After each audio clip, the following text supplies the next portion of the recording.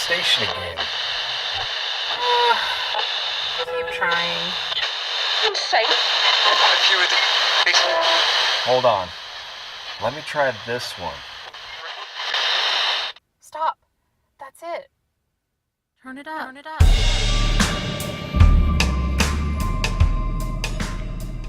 I'm not local to Philadelphia, but I'm going to say welcome to Philly on behalf of all of these people who are local to Philadelphia.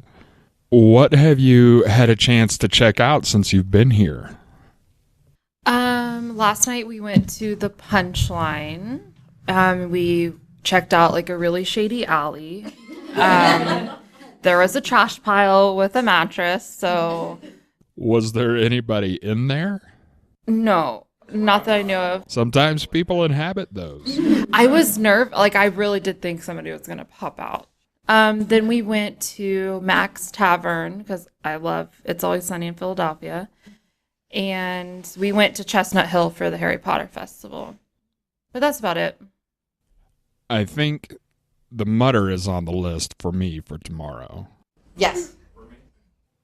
I interviewed you in August for my show, but Murder Road Trip hadn't launched by then.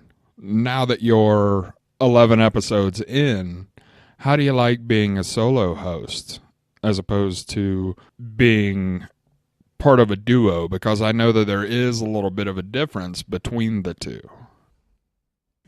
I like it a lot more. So for anybody that doesn't know, I used to do a show for about a year called Curiosity Kills, and it was a co-hosted like comedy-ish true crime podcast.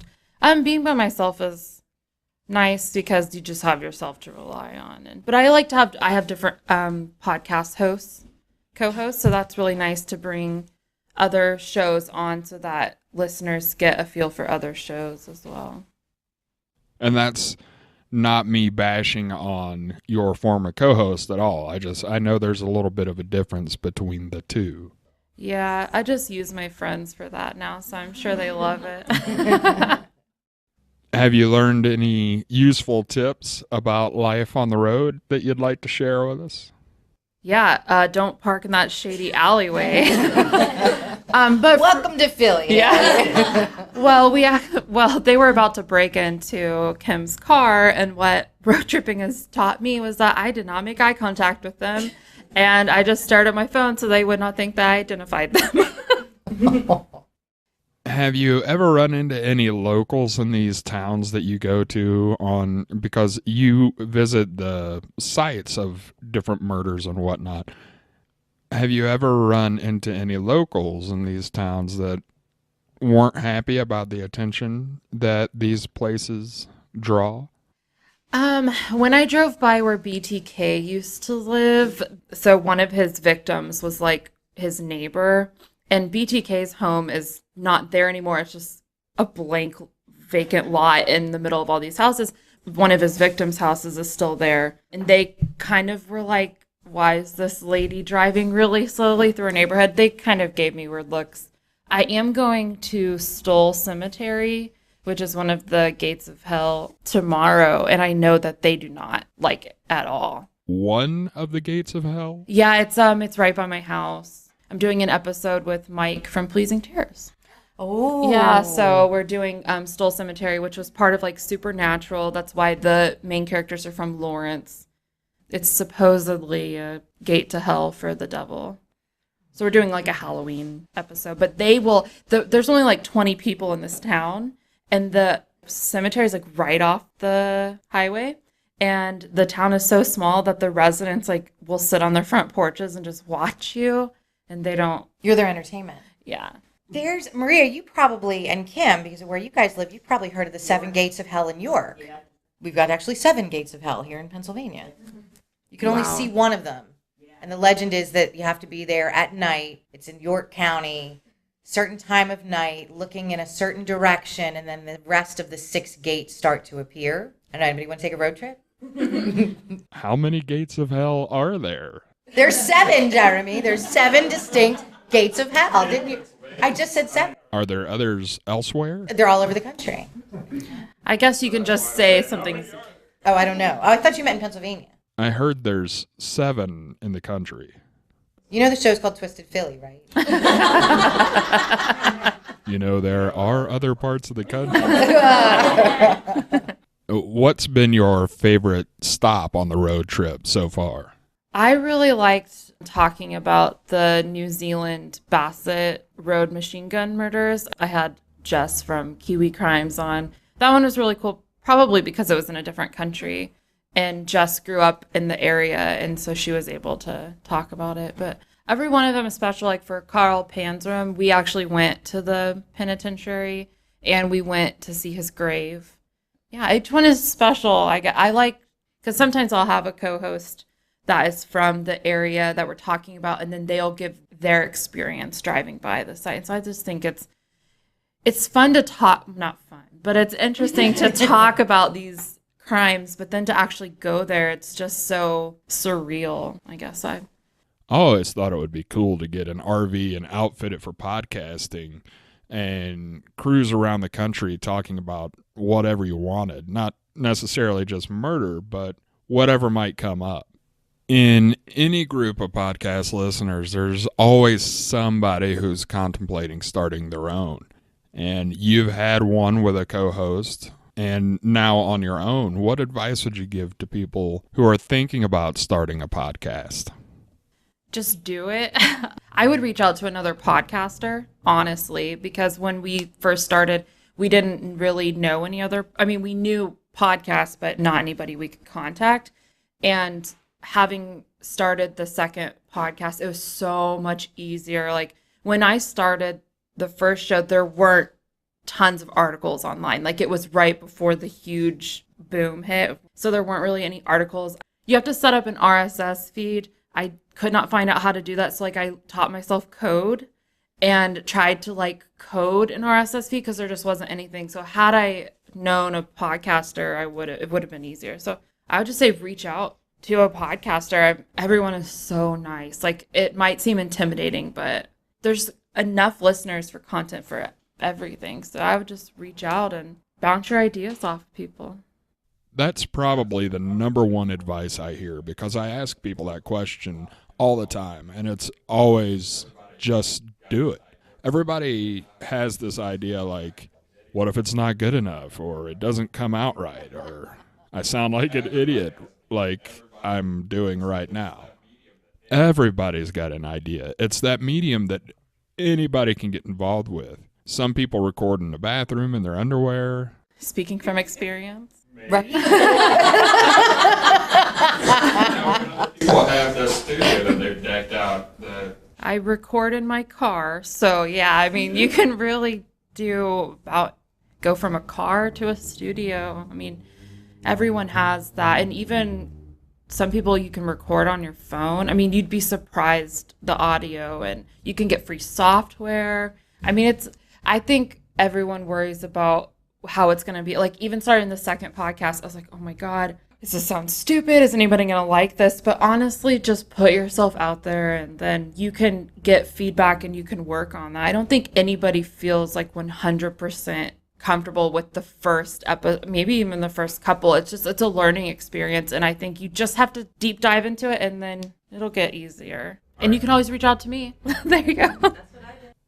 I have to agree with the advice of just do it, because when I was thinking about starting my podcast, I reached out to Justin Evans of the Generation Y and the Peripheral podcasts, and that was his advice to me was, man, just do it.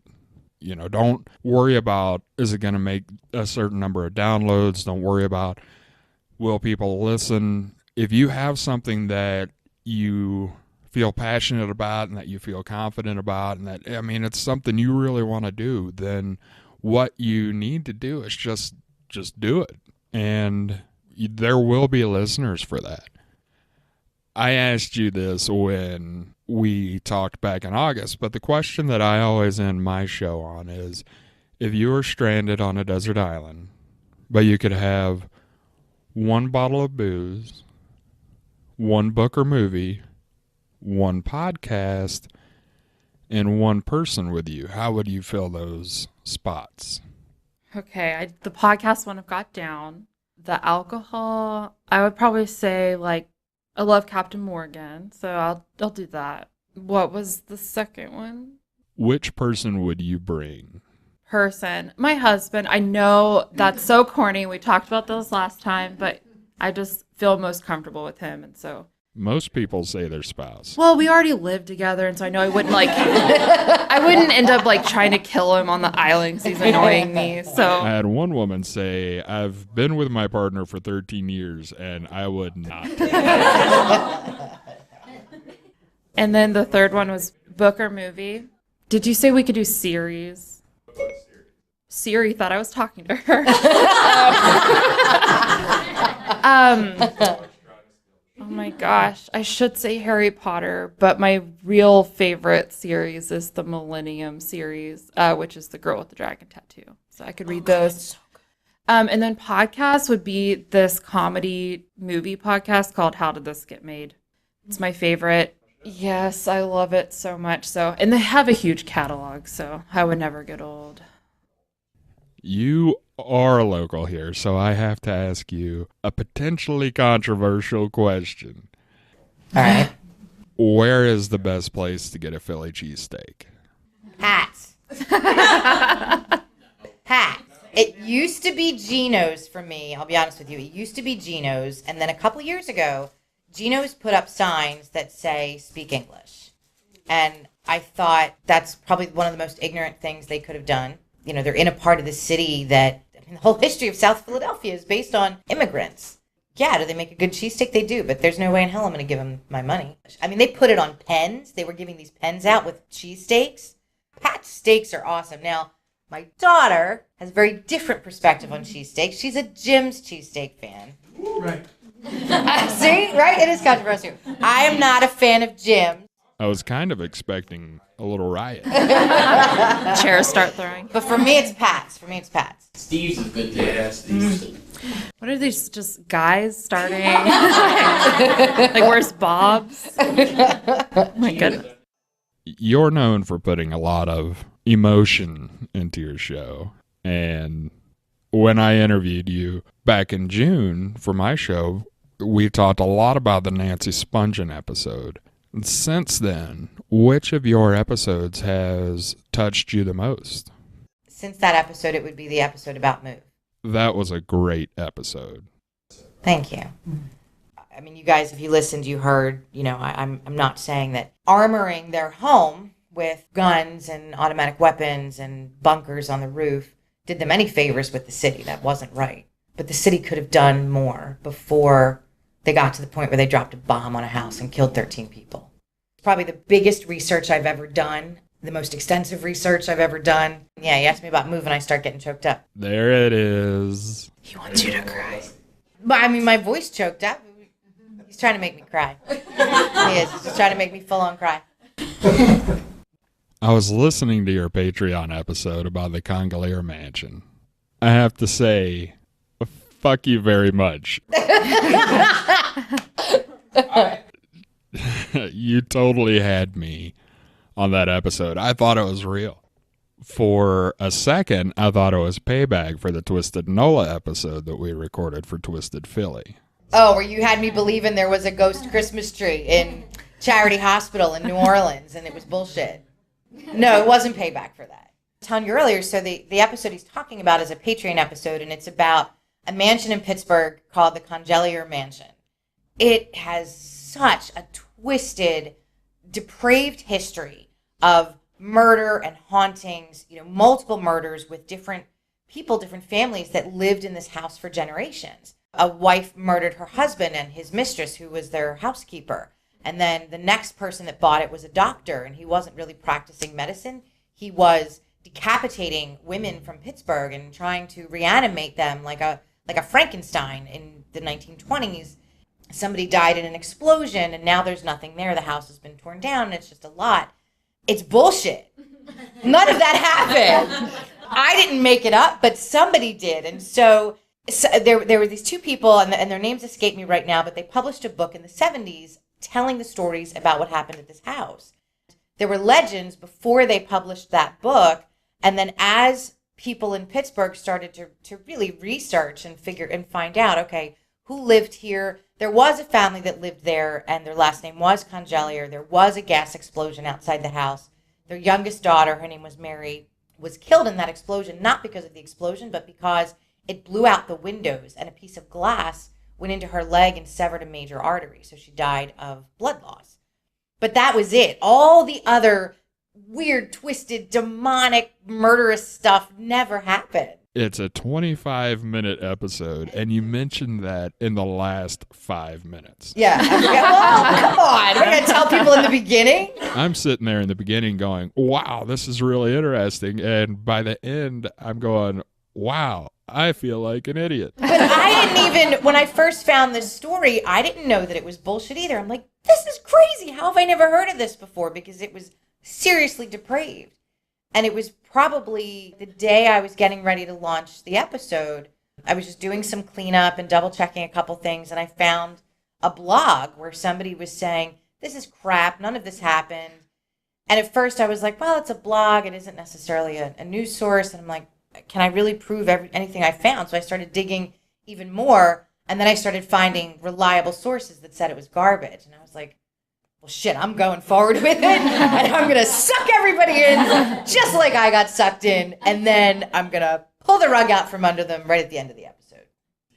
I'm into the seedy and the not as public histories of cities that I visit. So to me, your show is kind of the ultimate guided tour of Philly.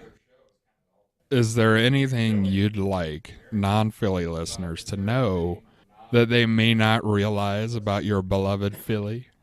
I think I would want, and I kind of want to toss this to the group too. I mean, I would want people to know Philly and the surrounding areas. Philly's a great town.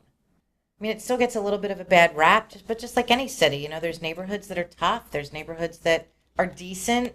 The food is great. The people are great. There's so much history here. And I don't know, what would you guys say to people who aren't from Philly? The theater. The theater. The theater's fantastic. Museums, great museums. And theater outside of Philly, too. I mean, the media theater. I love the media theater. I go there every Christmas. There's great regional theaters. People's Light and Theater off of Route 30 in Berwyn. Yep, Act 2 Playhouse. This place. As a non-Philly resident, people have this idea of Philly as a tough place, and you don't mess with the people from Philly. Well, I don't know. Kim's car almost got broken into last night. Look, I mean, any major city, has reputations like that. New York, D.C., Chicago, L.A. And it's the same thing anywhere. But don't let that deter you from coming to the birthplace of America, for God's sake. And let me know when you show up, and I'll give you a tour. That's what everybody's been waiting for. That's what we definitely care about you. 25% of all doctors in the country get trained in Philly. Some of the best medical care in the country. And it started here. Jefferson Medical College, the College of Physicians of Philadelphia, Dr. Mutter, Dr. Physic. I mean, medicine was born, surgery was born here. Get something wrong with you, you come to Philly. You go to Penn, you get something wrong with your kid, you go to CHOP. Will you give me a tour? Yes, I'll give you a tour. I'll show you where the hospitals are, too, in case anything bad happens. You can give them your 1-900 number. 1-900? Oh, my God! Did you guys cut that, right? Shit, do they even have 900 numbers anymore? Oh, yeah. Really? With all the free porn on the internet? Like, who needs to call a 900 number? Maybe Jeremy does. I asked Haley about if she had any advice for potential podcasters. Do you have any advice for potential podcasters? The first thing you said is really the root of everything. Just do it. Don't wait for it to be perfect. I sat on Twisted Philly for a while because I was nervous. And, I started the show when I was 47 years old. And not that you have to be a certain age, but I felt like, what am I doing? This is something completely different from anything I've ever done. I got lucky with the RSS feed because a buddy of mine sent me an email that was a link. It said 27 steps to getting your podcast on iTunes. And I just step by step followed everything in that email. Meredith smiling. It was Adam. So you didn't learn code? No, hell no. Shit. You seriously think I could code? I could drag and drop. is just do it. You know, I recorded sitting in front of my Surface that's sitting right here now in my basement. I didn't have a microphone. I was just speaking out loud into the built-in mic of the Surface. And yeah, the first half a dozen episodes, the audio isn't great. So what? Then I got a microphone, and then I got a better microphone. Then I started recording in my walk-in closet that's a 4x10 padded space, and I'm like, shit, my sound is good. Like this is really good. So you get better as you go. You get more confident. You learn more. You meet other podcasters, and they give you confidence, and they share their advice with you. There is an audience for everything. I mean, some of the shows I listen to a podcast about Tudor England. You know, I listen to so many movie podcasts. I listen to podcasts about so many different subject matters. There's an audience for everything. And don't chase downloads. That's the worst thing that you could do. And everybody falls victim to it. You know, you look at iTunes and you see all these big names up at the top and you're like, I want to be there. You know what? Fuck that. Because I've got the best listeners of any show. They're so...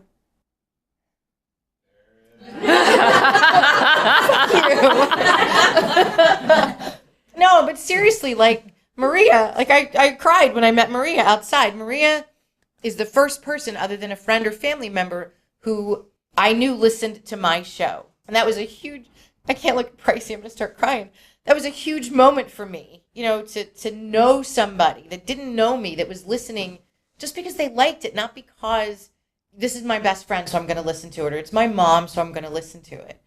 That's what happens in podcasting, is just you make these connections that you never thought you would ever experience, and it's just unbelievable. I agree. Almost all of the closest friends I have are actually just, like, with my first show, we had a really tight-knit community, and it's like I met Kim and Maria through there, and it's like I have these extremely close friends now that my first show never made it big, but it did not matter. It was like we had this community where you can rely on each other, and if you, like you said, if you chase downloads, you're never going to be happy because you're always going to want them to get bigger. Okay, wrapping it up.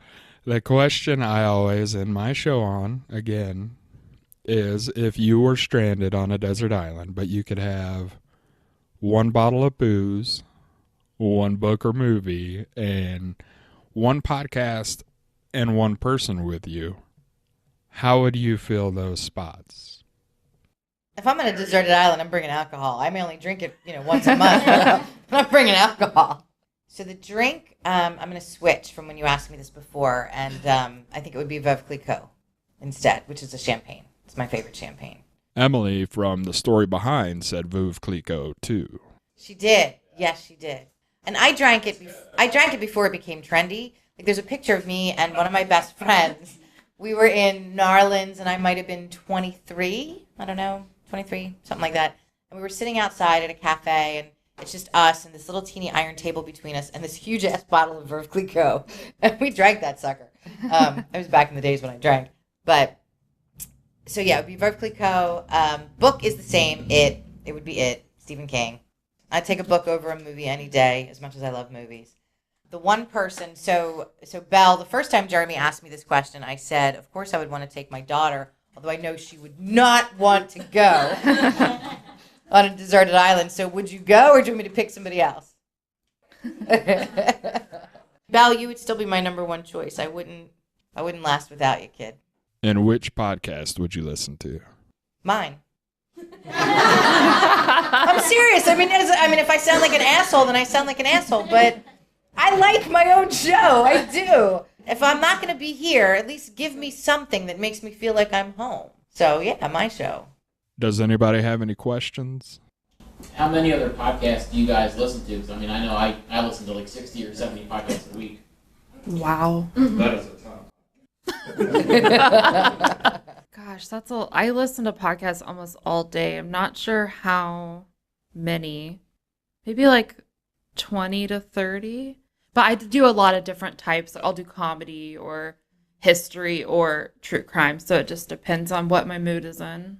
Probably in the same number range, but it's more just I think it's the diversity of what I like to listen to. Sometimes at work I can listen, but a lot of time I can't. So it's my train commute is really where I listen most, and it's an hour each way. So it doesn't give me a lot of listening time. So I'll listen, when I'm cleaning the kitchen and that kind of stuff. And Dina, Pricey wants to know what you have coming up next for Twisted Philly. I'm doing 2 books on the show that are just written versions of the show. I've been transcribing my episodes because I don't fully script. I have really heavy notes, like you saw when we were out at the podcast festival. So I want to do book versions of the show. So one's going to be Murder and Mayhem, one's going to be History and Hauntings, and then also really trying to push the fiction novel, which you've read some of it because it's based on you and me, kid. I don't know, should I guess? Yeah, so I'll give you guys a preview of what it is. So I like to write horror. I have some horror short stories on Amazon. Twisted Philly, the concept was a book before it was a podcast. And it's about 2 podcasters who are telling crazy, twisted shit about Philadelphia. And one of the stories they tell is complete fiction that I made up, and it involves the child of a murderer that disappeared, and he comes back and is somehow connected to these 2 people. I haven't put it on Amazon. My short stories are on Amazon, but I want to see if I can get it published the old-fashioned way. Haley, what's next for Murder Road Trip? I think I'm just trying not to get in a car crash when I record. Honestly, because Wait, is the car moving when you record? No. Oh shit! Because I've recorded with Haley for another show, and we did Skype, and it was awesome, and we could see each other, and you were in the car, but I seriously thought the car was like what you just said. I'm like, wait, it didn't look like it was moving. No, and everyone's reaction is always, "Oh my God, you actually record in the car. We thought you were just kidding." And I was like, no, it's the only place that's even remotely quiet. Just because the show is so new, I'd say just to be able to keep making good content. The future is very far ahead for me with. I want to make sure we have some time to get to some creepy stories. Yes. Thank you, Jeremy. So Haley and I each picked a couple of short, twisted, creepy, maybe murdery, weird stories to share. And neither one of us know what the other one's going to share. And part of the reason for that is she was telling me a story recently, and I thought it was crazy and flipped my shit. And we're like, yeah, let's not tell each other and just see what our reactions are to it. I'm so, okay, so the story we were talking about was the pizza bomber case from Erie, Pennsylvania. And it was, I had no idea. It should be extremely famous. Basically, the story is this lady, Marjorie Deal Armstrong, she created a bomb that looks like a handcuff, and she had a pizza delivery man wear the bomb and then go try to rob this bank. He thought the bomb was fake, but it wasn't. And it was broadcast on live TV when it exploded. But the history of this woman is incredible. A bunch of her past husbands died. We were talking about it, and she's just reading through the stuff. She's like, what the fuck? On the phone. She's like, what? And so I was like, dang it. I wish that we would have planned this, because the story is just crazy convoluted. And so that's kind of where that. The bomb went around his neck. It was like a handcuff that went around his neck.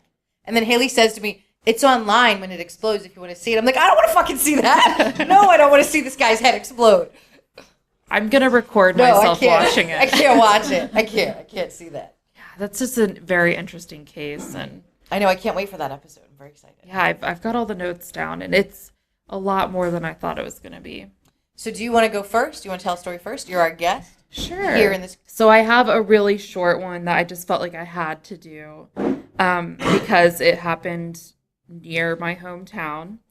This made really big news, and it's a lady called Lisa Montgomery, and she was from Melbourne, Kansas, which is near Topeka, but the capital. But so she, just a little bit of a background on her. She was born in 1968, and she was this is important, or else I wouldn't be saying it. She was raped repeatedly by her stepfather, so the amount of emotional trauma she went through is just incredible.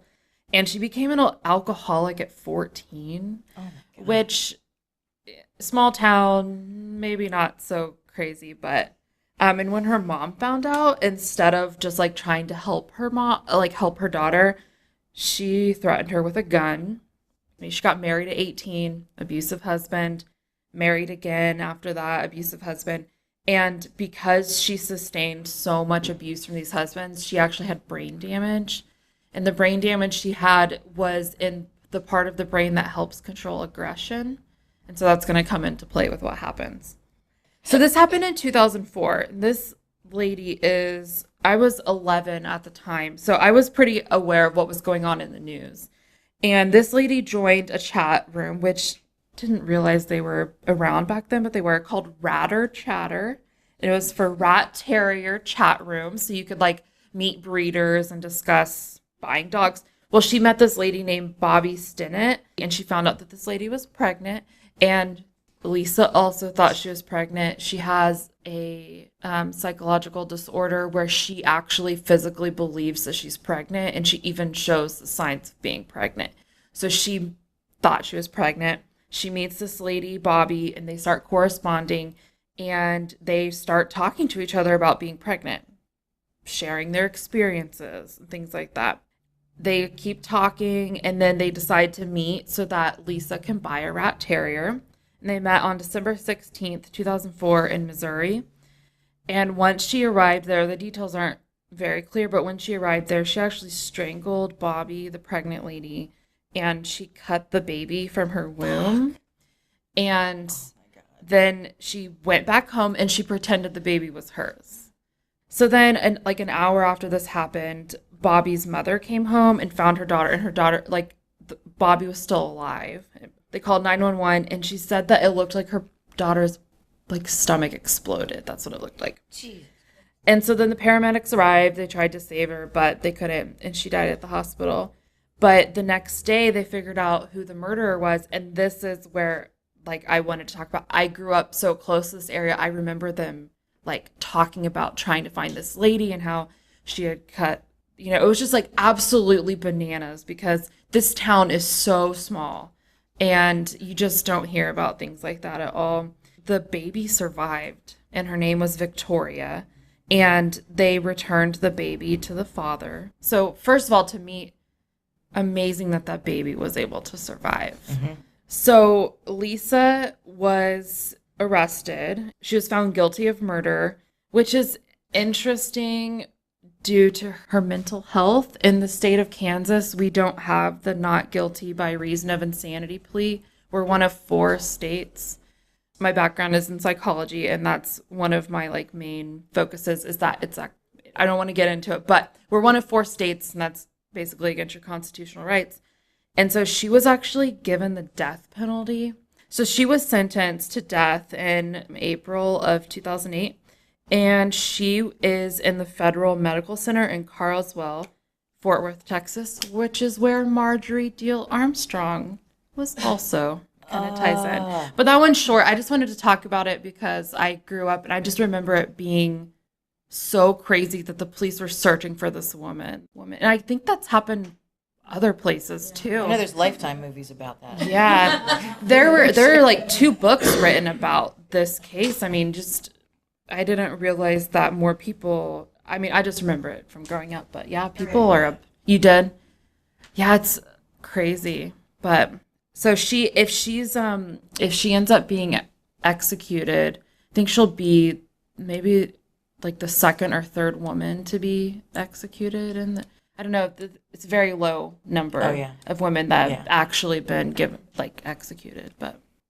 I guess a transition or growth that I went through doing the show, and I wanted to ask you the same question, but with a background in psychology, and for Rachel too. When I was doing the episode about Sylvia Segrist and really learning about her mental health state, my perspective really started to change when I think about people that have committed crimes and murders, being more open to the fact that, as despicable as that is, they're not in control. They don't have all of their faculties.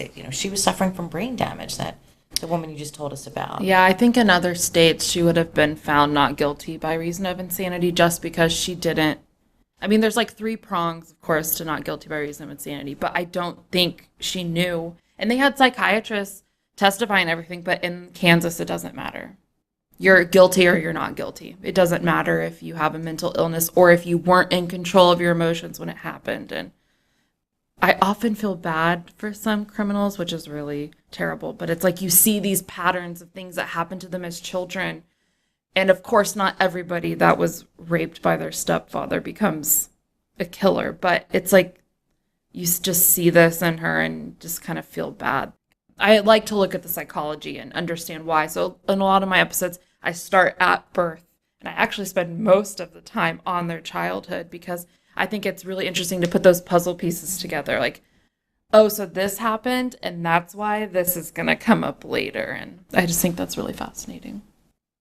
But some people are just monsters. There's no excuse. Mine's a little bit later. Sorry, I really contemplated. No, that was good. One I wanted to do had with like child murder, and I was like, probably reel it back in, Haley. I was like, well, I was trying to find some things that would get you like, what? You know, the way I was. I don't know that this one will, but I think the next one will. Okay. The next one's shorter. This one's a little bit longer. And with Halloween coming up, I wanted to go a little spooky for one of them. okay. And I'm wondering if Meredith or Jeff, so who, or even Sharon, so anybody near Chad's Ford, who's heard of Coscart Road? Who's heard of Devil's Road? I feel like I've heard. Oh, Christina, you know where I'm going with this one. So join the discussion if you know anything. Coscart Road is in Chad's Ford. It's near Kennett Pike, but it's called Devil's Road. That's what the locals call it. And I didn't know about Devil's Road until a few years ago. I was at a party at a friend's house, and it's somebody that I've known since high school. I've known her husband since she met him when he was in college. So I've known these folks a really long time. And somehow this story never came up, even though they know I like really creepy haunted shit. I was at a party at their house, and almost everybody there had grown up with her husband. And they all went to Great Valley High School. I think that's the high school out in Chad's Ford. That's the school district. And so they started talking about Devil's Road. And I'm like, what? Devil's what? Where? What? It was actually really close to where they live. My girlfriend lives in Chad's Ford. And so instantly the wheels start turning. And I'm like, all right, could I get in the car, go find this place, check it out, take some pictures, and still come back and not miss too much of the party because I am horrible. A couple of legends surrounding Devil's Road. And one of them is there's this old mansion that's probably close to 200 years old. And the house is actually there. It's not a legend, but it's everything surrounding the house that's a legend. So supposedly the rumor is this house was built by the DuPont family very early on when early generations of the DuPonts came to Pennsylvania. They don't claim any ownership of this. I haven't been able to find anything that would actually verify that they own this property, but local legend is that the property is owned by the DuPonts. They used the house off of Coscart Road to hide when they had children that were disfigured or deformed. Some of the more unpleasant legends about the DuPont family is that there was some incest, and that these children that they were, I see Miles and I see other folks like, Miles, your eyes just got like, what? Yep. The legend is the family would use this house that was basically in the middle of nowhere, at least when it was first built, to hide the evidence of incest in the family. Gradually, as these children would die off, their spirits would then haunt the property and haunt the woods. There's also rumors that in the 70s there were satanic rituals done at this house, not necessarily connected to the DuPont family. And I don't know if you've heard of the DuPont I have, family. yeah. Okay. The house is completely run down. Nature has practically taken it over. Some of the windows in the house are in the shape of crosses, but they're upside down. It was like a rite of passage if you grew up in Chad's Ford and you were a teenager in the 80s and the early 90s to go to Devil's Road, to bring some of your buddies, to have a couple six-packs. I mean, who partied in the woods a little bit when you were young? They would party in the woods. Were you brave enough to stay on Devil's Road? And the problem, though, was eventually the parties got worse. And as things progressed into the 90s and into the early 2000s, it wasn't just teenagers trying to show that they're brave and they're in the haunted forest off of Coscart on Devil's Road. Probably teenagers, but people would go there and they would light crosses on fire.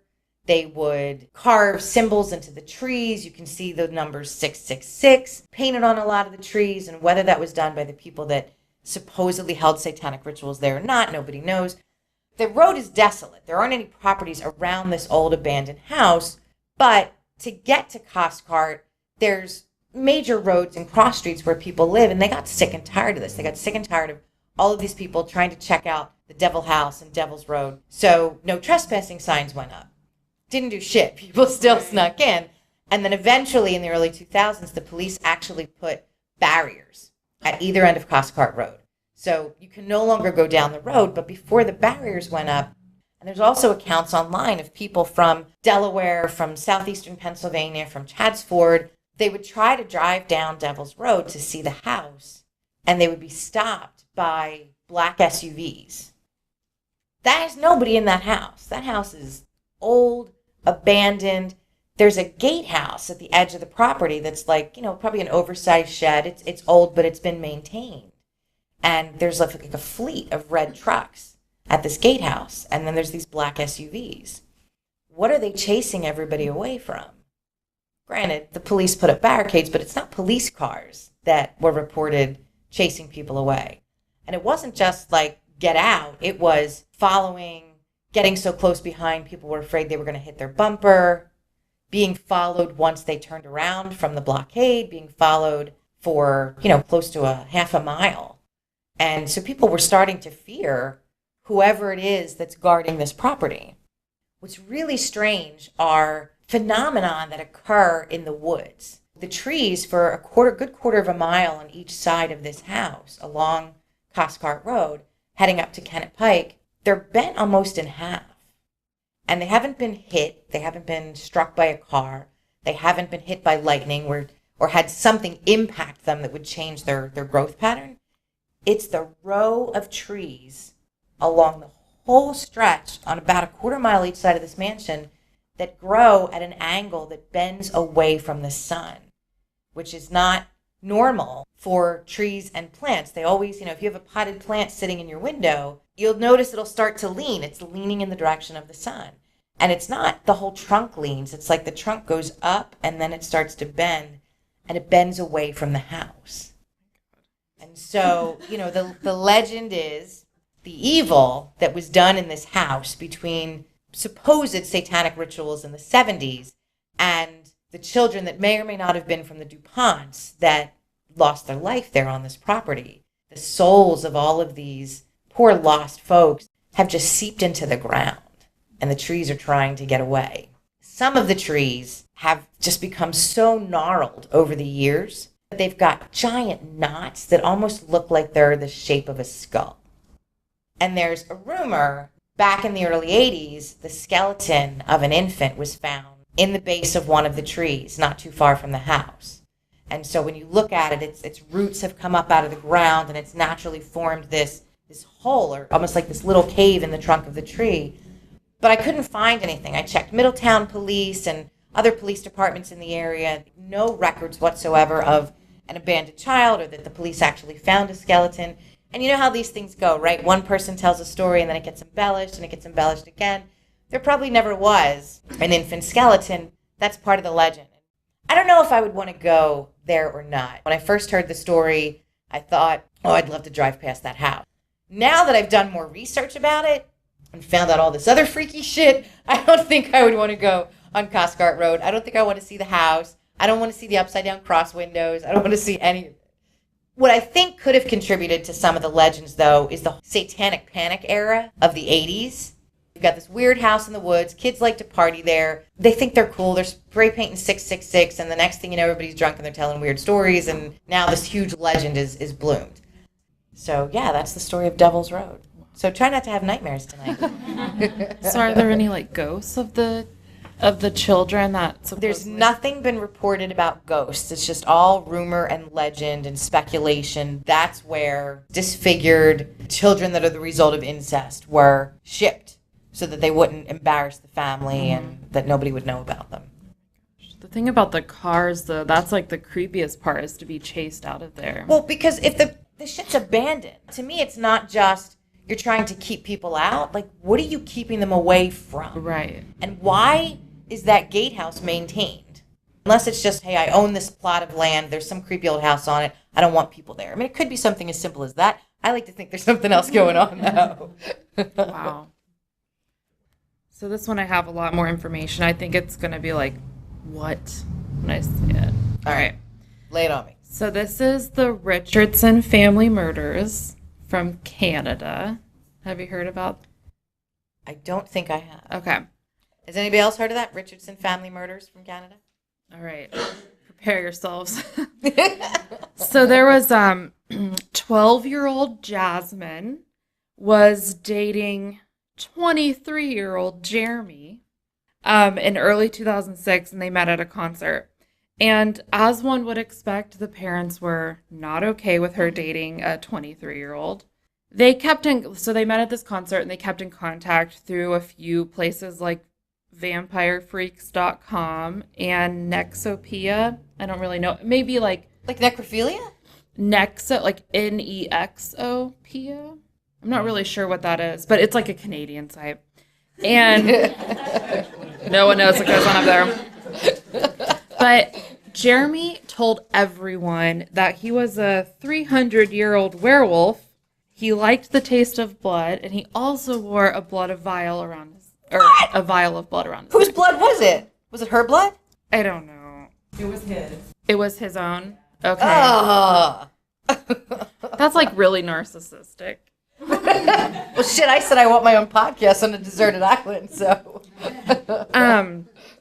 So I don't really know if Jeremy knew how old Jasmine was because she was listed as 15 online, but still that's 23, 15. Like I said, her parents didn't like it, and so she was so mad at her parents. She's like, why won't you let me be with this man? Blah, blah, blah.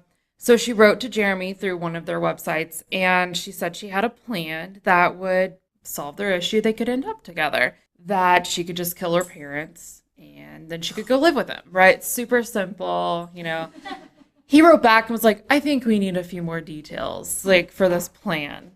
And so they start planning it online, which is always really smart to just, like, leave just a track, you know, of what you're doing.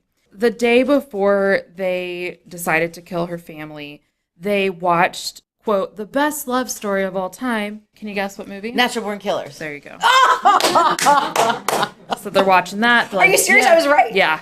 They're like, we're going to do this tomorrow. And so this happened in Medicine Hat, Alberta. So Jeremy entered the Richardson family home through the basement because that's where the parents lived. Or like they stayed in the basement. He wore a mask and was carrying just like a large knife. And he stabbed Jasmine's mom 12 times. And then the dad came in and was like, what's going on here? And they got into a fight. Then he stabbed her dad 24 times. And like I think 9 of them were like extremely deep in the back. And so then they met up together. So she wasn't there for the murder of her parents. They met up and they decided to bring themselves closer together. They would murder her 8-year-old brother. And they stabbed him 4 times, and then the boyfriend like slit his throat. So they did that to bring them closer together because I guess that bonds a family. I don't know. So when all of the family was killed, Jeremy's friend Casey, who was 19, she came and picked the couple up. They headed like 80 or so miles away. And the next day, a neighbor saw the bodies through a window, which also why was this lady What's she doing? looking Peeking in the window? Because this is the basement, so she'd have to like really be looking. Get down on her knees and... The little kid, the little boy that was murdered, his friend came over, saw someone downstairs, and then went to his parents. And got his mom. And Okay. his mom came over and saw him and called cops. Okay. Oh my So I tried to God. get a book about this and I couldn't get it. So I was just trying to go off like a bunch of different articles. But the police were called and they found Jacob in the bedroom and then the parents in the basement. And so they thought, because there was a sister missing, she was abducted. So they put out an Amber Alert for this 12-year-old girl, and they honestly believed that she had been abducted. They honestly believed this little girl, because obviously you wouldn't think a 12-year-old killed her parents. So they put out an Amber Alert, or I don't know, whatever they call it in Canada. And so it's like a foreign country. So the police ended up looking on the computer, and they found these online conversations. So Well, yeah, because that shit never goes away.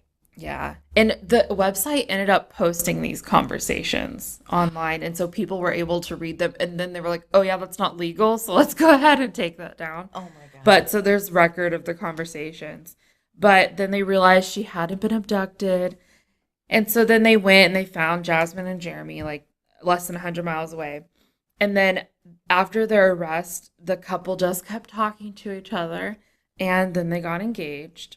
So they were both charged with the murders, but fun fact about Canadian law, if you are 12 years or young, if you're 11 years or younger, you cannot be charged with a crime. If you're 12 or 13, you cannot be charged as an adult, and the maximum sentence for whatever you do is 10 years. And if you're 14 or older, you can be charged as an adult and you can get a sentence worthy of your crime. So because Jasmine was only 12, she was not charged as an adult. And so for the 3 counts of first-degree murder, she would only face a 10-year sentence, like, in total. Did you find out, like, was there any history of issues between her and her parents, or it was just, she just went off after meeting this guy? I just found that she was really mad that they wouldn't let her be with this 23-year-old man. She didn't understand. You can see pictures of her. Well, actually, they didn't use her name ever. Like, I only found her name in one article because she was underage. So they just kept saying the suspect. And if you look at pictures of her, though, she's like full black lipstick. I think I saw one picture. She had like her lip pierced. Might have been fake. But yeah, she went full goth. And he looked the same. And so, yeah, she only faced a 10-year sentence. She pled not guilty. And then she was found guilty of all 3 murders. And she was sentenced to the maximum 10 years. She would receive credit for the 18 months she had already served. But because it's Canada, it's not, they're much more lenient than we are. She would just spend 8.5 years, so the remaining 8.5 years of her sentence in a mental hospital, which one would expect. And then after that, she would only be on probation for 4 years. And then if she met the terms of her probation, her record will be expunged in 2020. But Jeremy didn't get off as easily. He confessed like multiple times to the police, but then pled not guilty, which is my favorite thing when they do that. There's like, you're so dumb.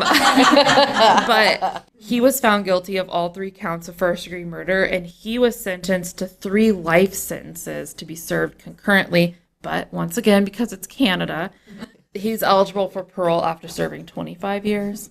The getaway driver, Casey, she took a plea deal and she only was charged with like obstruction of justice, and she was sentenced to a year of house arrest. And Jasmine has been out of the hospital since 2016. People who have interviewed her said that she actually shows genuine remorse for her actions, which is going to help with her probation. Like I said, if she doesn't get in any trouble, she's completely expunged in 2020. But can you imagine just being so mad at your parents that they won't let you date this man for understandable reasons, that you would murder them? No, I cannot imagine that at all. Like, your daughter could do that. That's where she left. I knew she was going to leave. She was not feeling well today, and she also knew that after the Q&A it was going to get darker. She doesn't like any of the dark stuff. Holy shit. Canada's weird, though. Like, there's so many things that are great about Canada, like their prime minister. But then you look at, the Ken and Barbie killers, Homolka? Oh, Carla Homolka. Yeah, that bitch was just working at a school. Whether or not she should spend more than 25 years, she shouldn't be around. I mean, what she did to her own sister, she shouldn't be, like, I'm shaking. She shouldn't be around kids. Yep. Because people found out she was working at a daycare and the internet shit a brick. And yeah, she was living in like the Caribbean, and they went and found her, and then she married her defense attorney's brother, which is super awesome. Her defense attorney, like, when they went into the house, the police didn't do a thorough enough search, and they videotaped themselves like raping and killing these women. So folks that may not know who we're talking about, the Ken and Barbie killers of Canada, young, attractive, like typically 80s, they were raping, murdering, drugging other women. One of them was her 14-year-old sister, and she participated in that. And they filmed it, and the police didn't have access to the tapes. And so she cut a plea deal. he took the blame for everything because he's stupid. They felt like because they didn't see those videos, when they offered her the plea deal, they thought that like he was abusing her and like manipulating her, and because a woman would never do that to her sister. And so, you can't go back and... Well, here we would. We'd be like, if you lied to us. Yeah. But up there, they didn't. And so she got the plea deal, and she had moderate sentence, out, married, whole 9 yards. And here she was just as active a participant. Some psychiatrists actually believe that she was more the mastermind, but she had some issues, some psychological issues where she just felt the need to please. That's what her husband wanted. That's what her husband got. That's where I struggle because, and I say this on the show, like I look at, especially juvenile lifers in Pennsylvania. I recognize this about myself. I can be very situational. Do I really consider this person's mental health, or am I being super judgmental, right? Somebody like Sylvia Segrist, she's the first victim in my eyes. This sick bitch, like, and is that fair of me? Is that fair of me? Why does Sylvia Segrist get my empathy and my openness to try to understand her mental health issues and somebody else doesn't? And I don't know. I guess it's an issue I have. It is situational. Sometimes it's like, oh, you didn't really have a bad enough childhood to be a serial killer. I remember being mad at my parents, but like not mad enough to plan their murder. Oh my God, like I thought wouldn't even enter my head. Yeah, that was messed up. That was good though. I sent my options to Kim. I had a whole bunch and she's like, you should talk about this one. Well, I don't have a murder case, but I do have something very weird. All right. One of the articles I found about this case, the title of the article was The Swiss Cheese Fucker. And I'm sorry, that sounds horrible. But that was the title of the article. This takes place, this was just a couple years ago. This took place in Philadelphia, up in the Mayfair section of, you know who I'm talking about. And I wanted you to read something. You want to come here? I'm going to let you read this, and then I'll get into the stories. Read the big text. Start at the quote and end at the quote. So mean. You said I didn't have to warn you. You said you would do it. I don't even like cheese. I know you don't. That's why I thought it was so funny. Now you're really wrong. I started to compare girls to cheese due to their milky complexions. Girls are soft, smooth feeling, and tend to like dairy products more. All right. Is that scientifically proven? That and typical advertising always uses a girl to advertise dairy products. I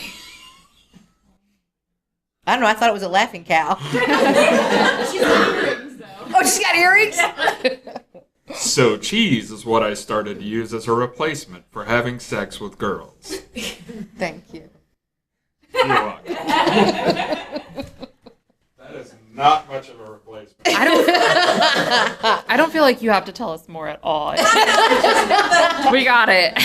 Well, but, so what I should do is turn my computer around and show you a picture. No, you should not. No, it's not bad. It's not bad. No, it's not. It's not bad. It's not bad. Was he warming the cheese? What kind of cheese? Was it like... I'll bring it up and you guys can come look at it in a couple minutes if you want. A couple of years ago. Well, that's nacho cheese. So this happened in the Mayfair section of Philadelphia, which is in Northeast Philly near Pennypack Park and the Frankfurt Mall. And so it was about 4 years ago, January 2014. A woman contacted the police because a man pulled up in his car and his junk was out, and he had a piece of Swiss cheese in his hand, and he asked her if she would use the cheese to pleasure him sexually. I have a couple questions. Yes. Can I interject? How small was his penis that it could fit into a Swiss cheese hole? Well, no, that's not how it was used. Oh, okay. He would fold the cheese around his penis. So he wasn't using the holes in the Swiss cheese? Okay, okay. I don't have any more questions then. And so over a couple of days, all these women started contacting the police that they would be out, they'd be walking Pennypack Park, they'd be walking to the parking lot of the mall, and this crazy guy would pull up with his junk out and a piece of cheese, literally a piece of cheese in his hand. Another young woman called the police because she was chatting with somebody on OkCupid, Let me read this to you. So this was from his OkCupid profile, okay? You see, when I was young, and even now, I seem to be judged on my looks and not my personality. So finding women and starting relationships was harder for me than most men. Couple that with a very strong sex drive, and you get the picture. This is a red flag. Yeah, right? Right? So wait, but he's totally honest, right? So you got to give him props for, like, the brutal honesty. So I developed this fetish to help me deal with my sexual urges. I found that women tend to like dairy products. I mean, I like cheese. And settled on cheese to represent a girl. Thus, I started having sex with cheese. He put that in his OkCupid profile, right? On his profile. And so he goes on. This 20-year-old girl, her name, I wrote down her name so I wouldn't forget it. Where's her name? Her name was Gabby Chest. She was 20 years old Her from name's Philadelphia. almost like right? cheese. Her name is Gabby, Gabby Chest? I don't know. So he goes on to talk about what he would do with the cheese and how he would find women that would actually be okay with this, but he felt it was really because they were paying him.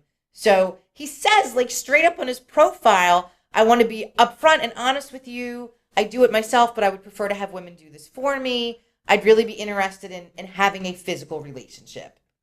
So after the OkCupid profile, Victor Fiorello, who writes for Philadelphia Magazine, talked to the girl who had the OkCupid profile, and the picture on OkCupid, he did like the Google image search and found the guy's Facebook profile. He's from Norristown, right?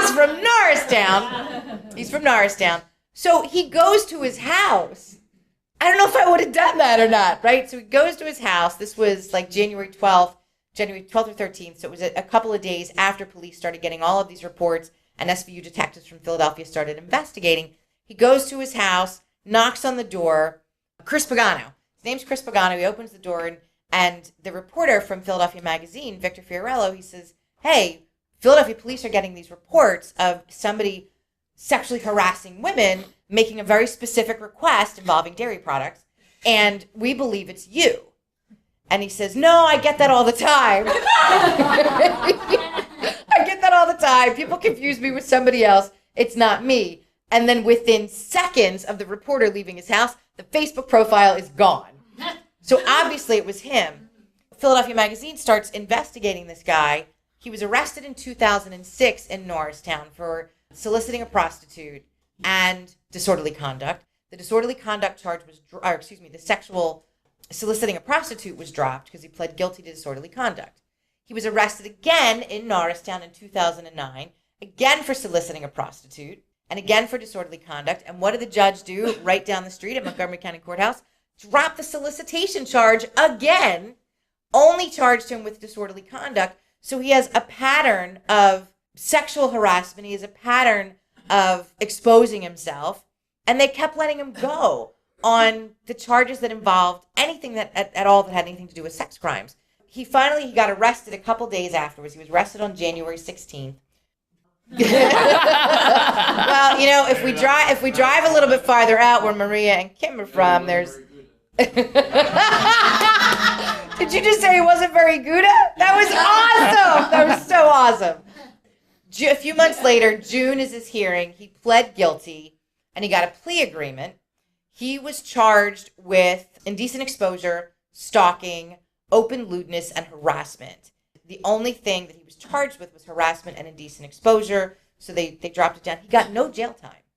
He was given supervised probation with SVU, and he had to enroll in counseling at a hospital in Philadelphia that specializes in sexual addiction, sexual abuse, and sex crimes. So during the hearing, this is what he says during the hearing, and I'm going to read so I get it right. I do not like cheese, except for mozzarella. That is the one cheese I have never used on myself. And so, no, I don't eat the cheese after I'm done using it for pleasure. It is discarded. I'm always asked that question.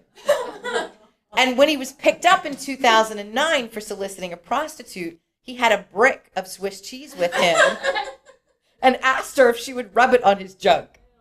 That is our local connection to where we all sit right now in Norristown. And I swear to God, one of the articles, the title was The Swiss Cheese Fucker. Oh my God. I have some pictures. They're not anything inappropriate. But, like, the women that he was propositioning, they were taking out their phones, like as he was driving around Mayfair. They would take out their phone and take his picture sitting in the car, and then they would put an emoji over his junk, and they were posting it on Twitter and Facebook. Be on the lookout for this guy, and Mayfair Town Watch was posting description and photos, and so the community was very much working together to try to figure out who this man was. Maybe he was hoping they wouldn't catch him if he went far away from home. I'm assuming he was not lactose intolerant. Well, he didn't eat it, so. You know, there were at least a couple, logically, there were at least a couple women that were like, sure. You know, I said this in the Eddie Savitz episode. I may not personally find any interest in somebody's fetish, but if there are two legal consenting adults that are of sound mind, who am I to judge? If he likes cheese, he likes cheese. Just don't be driving around naked propositioning women. Like, make sure you find somebody who also is into the same sort of cheese shit that you're into, right?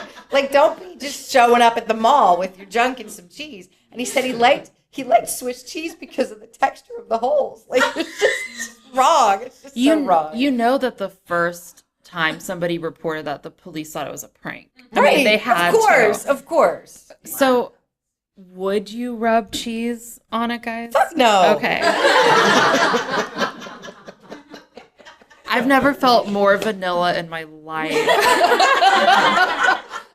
I have some questions for him. Where did he buy his cheese? And what was his budget per month? Because cheese is not cheap. I know. They should have gone up to Erie because that lady that set up the pizza bomb, when they arrested her, they searched her house and found 400 pounds of cheese. What? And 787 pounds of butter. And she did not refrigerate her cheese. Did you not see the list? Do you guys want to hear the list of food that was her? I'll just read. Wait, did she run the pizza shop where he worked? She was a hoarder. Oh, you told me she was a hoarder, but I didn't know it was food. They found 389 pounds of butter and 727 pounds of unrefrigerated cheese. Oh my God! Could you imagine the smell? Just a few other fun things they found: 1,111 cans of tuna, 37 dozen eggs, 93 jars of honey. We have a lot of honey at my house.